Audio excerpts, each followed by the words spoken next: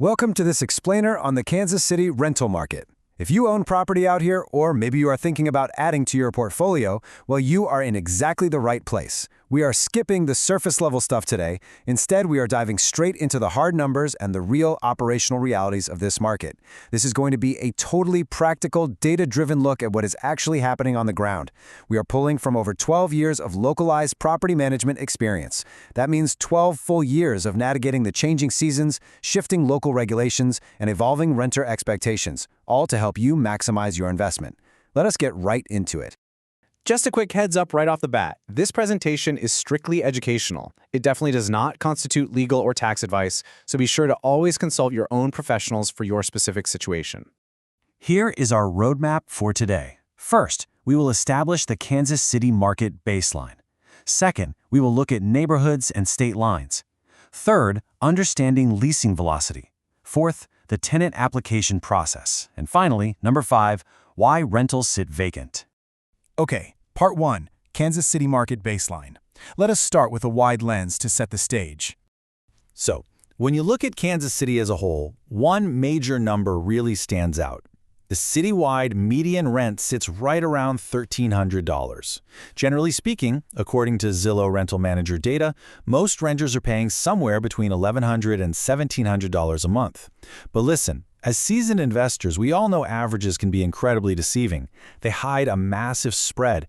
A single, sweeping metric just does not tell the whole story, does it?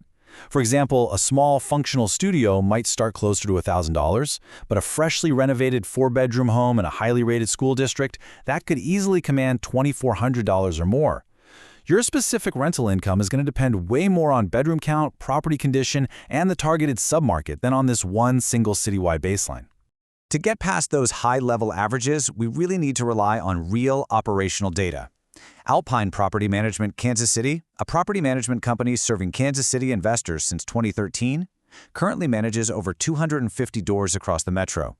Having this kind of volume, built up over 12-plus years, gives us a crystal-clear picture of what real renters are actually willing to pay right now, and exactly how long they wait to move in. This data completely cuts through the noise of those generic online estimates. It is not about guessing, it is about relying on proven facts from the actual trenches. Moving on to Section 2, Neighborhoods and State Lines. Let us zoom in a bit.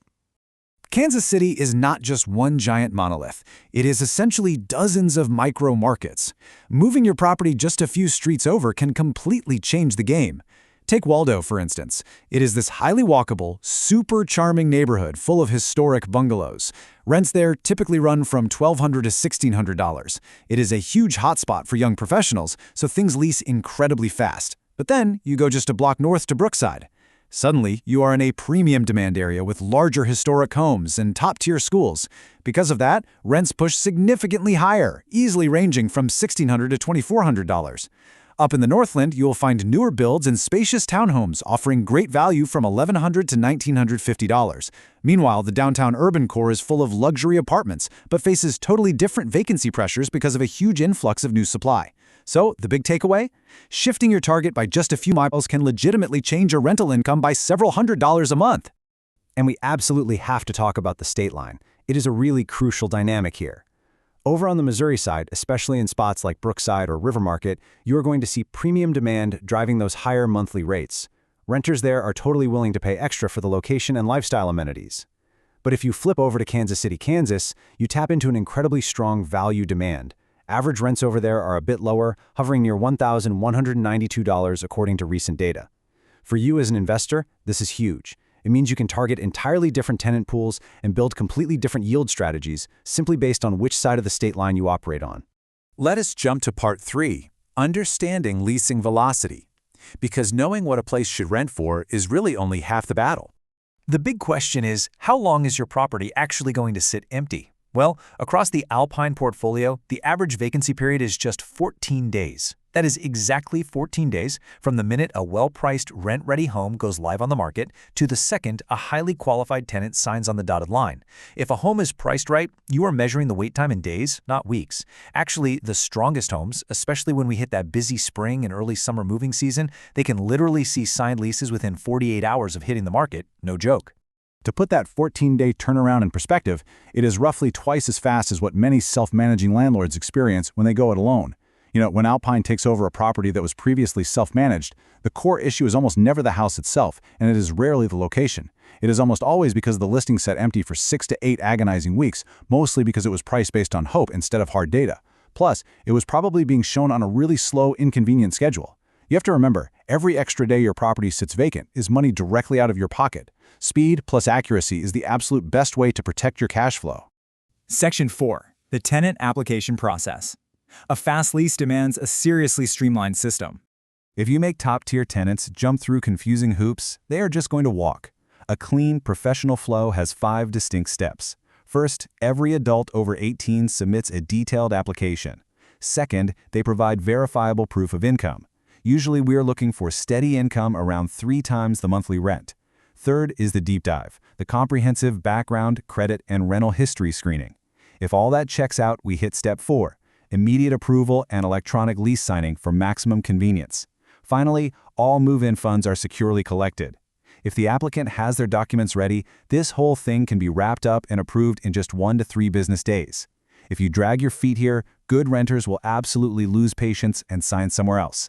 Quick but super important compliance note for anyone operating on the Missouri side.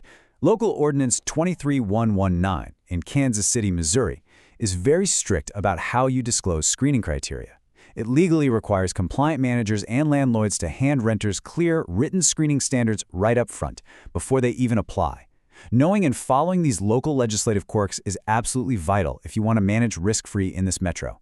And our final section, number 5, why rentals sit vacant. Let us tackle the ultimate investor fear.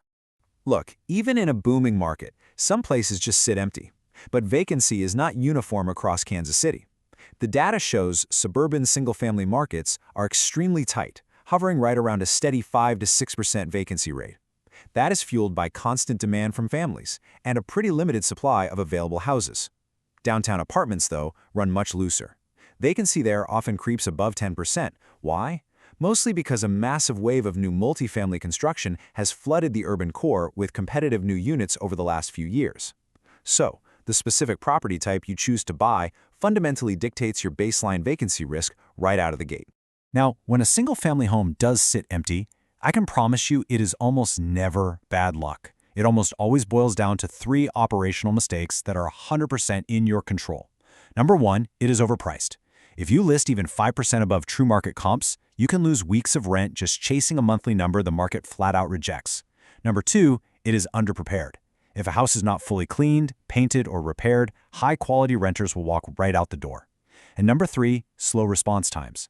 Put yourself in their shoes. If a landlord is not answering the phone or booking same-day showings, renters are not going to wait around. They just move on to the next house on their list.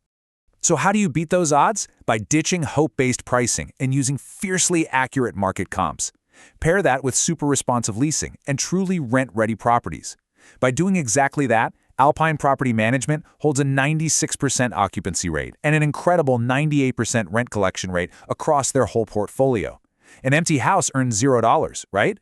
Disciplined pricing, relentless maintenance, and incredibly fast turns are the true secrets to protecting your cash flow over the long haul. Thank you so much for joining me for this explainer on the real, on-the-ground realities of the Kansas City market. As we wrap things up today, I want to leave you with one absolutely critical question to evaluate your own portfolio. Are you pricing your properties based on hope, or are you securing your cash flow with honest data and efficient systems? Think about it. For help managing your Kansas City rental property, call Alpine at 816-343-4520 or visit alpinekansascity.com.